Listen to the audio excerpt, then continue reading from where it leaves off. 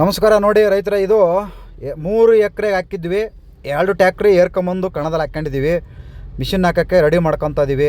Machine ಹಾಕ್ಬೇಕು. ಇವಾಗ ಎಷ್ಟು ಕ್ವಿಂಟಲ್ ಆಗುತ್ತೆ ಗೊತ್ತಿಲ್ಲ, ತೂಕ ಮಾಡಬೇಕು, ಹಾಕಬೇಕು. ಸುಮಾರು ಇದಕ್ಕೆ 50,000 ಖರ್ಚಾಗಿದೆ. 3 ಎಕರೆಗೆ ಗೊಬ್ಬರ, ಬೀಜ, ಬಿತ್ತಕ್ಕೆ, ಕೂಲಿ ಆಳು, ಕಳೆ ತೆಗ್ಸಿದ್ದು, ಅದು ಮುರಿದಿದ್ದು ಎಲ್ಲ ಸೇರಿ ಟೋಟಲ್ಲು ಇವಾಗ ಇದನ್ನು ಹಾಕ್ಸೋಕ್ಕೆ ಮಿಷಿನ್ಗೂ ಮತ್ತು ಈ ಬಂದಿರತಕ್ಕಂಥ ಇವ್ರಿಗೂ ಕೆಲಸ ಮಾಡೋರಿಗೂ ಕೂಡ ಎಲ್ಲ ಸೇರಿಸಿ ನಾವು 3 ಎಕರೆಗೆ ಸುಮಾರು ಒಂದು 50,000 ರೂಪಾಯಿ ಆಗಿದೆ.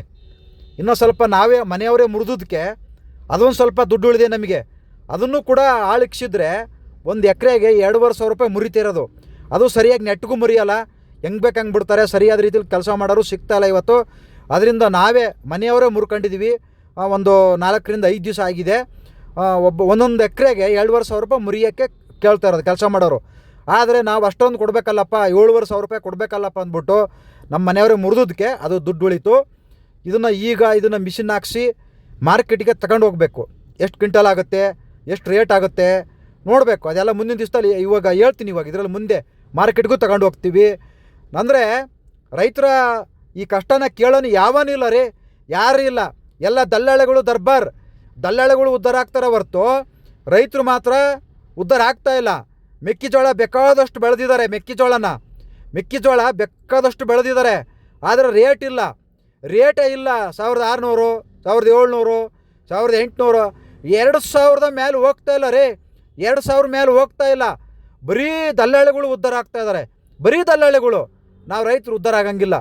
ನೋಡಿದ್ವಿ ಮಿಷಿನ್ ಹಾಕೋಕ್ಕೆ 1.5-2 ತಾಸು ಆಗುತ್ತೆ. 2 ಟ್ಯಾಕ್ಟ್ರು ಫುಲ್ಲು ಲೋಡು. ಇಷ್ಟೊತ್ತಾಯಿತು ಇದು ಮುಗಿಯೋಕ್ಕೆ. ಎಲ್ಲ ಮುಗಿದು ನಾವು ರಾಶಿ ಮಾಡಿ ಇದನ್ನೆಲ್ಲ ಪೂಜೆ ಮಾಡಿ ನಮ್ಮ ಮಕ್ಳ ಕೈಯಲ್ಲೇ ಪೂಜೆ ಮಾಡಿಸಿ ಭಗವಂತ ಒಳ್ಳೆ ರೇಟ್ ಕೊಡಪ್ಪ ಅಂತಂದೇಳಿ ಮಾರ್ಕೆಟ್ಗೆ ತಗೊಂಡು ಹೋಗ್ತೀವಿ. ಆದರೆ ಮಾರ್ಕೆಟಲ್ಲಿ ದಲ್ಲಾಳಿಗಳು ಕಾಟ. ದಲ್ಲಾಳಿಗಳು ಅವ್ರು ಏನು ರೇಟ್ ಹೇಳ್ತಾರೋ ಅದೇ ಫಿಕ್ಸು. ಇವರು ಮುಖ್ಯಮಂತ್ರಿಗಳು ಇವರೇನು ಬೇಕಾಗಿಲ್ಲ. ಅವ್ರ ಮನೆಗೆ ಇವ್ರು ತಿಂಡಿಗೆ ಹೋಗೋದು, ಇವ್ರ ಮನೆಗೆ ಅವ್ರು ತಿಂಡಿಗೆ ಹೋಗೋದು, ಅವ್ರ ಮನೆಗೆ ಇವರು ಊಟಕ್ಕೆ ಹೋಗೋದು, ಇವ್ರ ಮನೆಗೆ ಅವ್ರು ಊಟಕ್ಕೆ ಹೋಗೋದು. ಇಷ್ಟೇ ಸುತ್ತಾಡ್ತಾರೆ ಹೊರ್ತು ಯಾವುದೇ ಈ ಕೃಷಿ ಮಂತ್ರಿ ಅಂತೂ ಅವ್ರು ಕಾಣೆ ಆಗ್ಬಿಟ್ಟವ್ರೆ. ಅವ್ರು ಎಲ್ಲಿದ್ದಾರೆ ಗೊತ್ತೇ ಇಲ್ಲ. ಕೃಷಿ ಬಗ್ಗೆ ಅಂತೂ ದೇವರೇ ಗೊತ್ತಿಲ್ಲ ಅವರಿಗೆ. ಇಲ್ಲ ಕಷ್ಟ ಗೊತ್ತಿದ್ದರೆ ನಿಜವಾಗ್ಲೂ ಕೃಷಿ ಮಂತ್ರಿನೇ ಆಗಿದ್ದರೆ ಈ ರೀತಿ ರೈತರಿಗೆ ಮೋಸ ಆಗೋಕ್ಕೆ ಬಿಡ್ತಾ ಇರಲಿಲ್ಲ.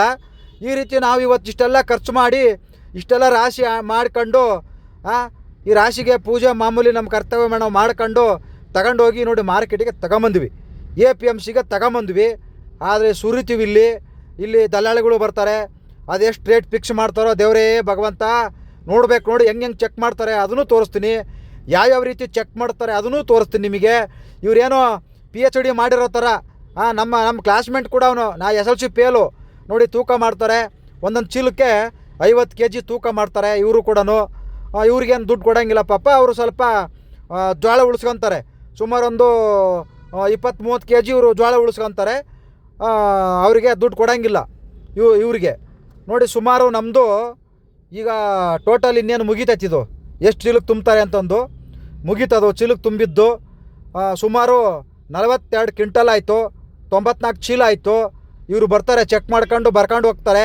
ಇವ್ರು ಏನು ಬರ್ಕೊಂಡು ಹೋಗ್ತಾರೆ ಅದೇ ರೇಟು. ಎಷ್ಟಪ್ಪ ಆಯಿತು ಅಂದರೆ 42 ಕ್ವಿಂಟಲ್ ಆಯಿತು, 1,898 ರೂಪಾಯಿ 1 ಕ್ವಿಂಟಲ್ಗೆ.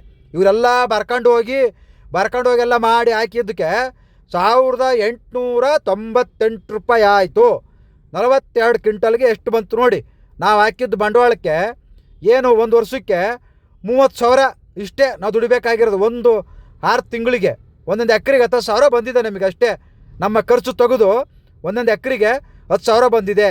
ಯಾವನೂ ಇಲ್ಲ ರೈತರ ಕಷ್ಟ ಕೇಳೋನು, ಯಾವನೂ ಇಲ್ಲ ರೀ, ಯಾವನೂ ಇಲ್ಲ.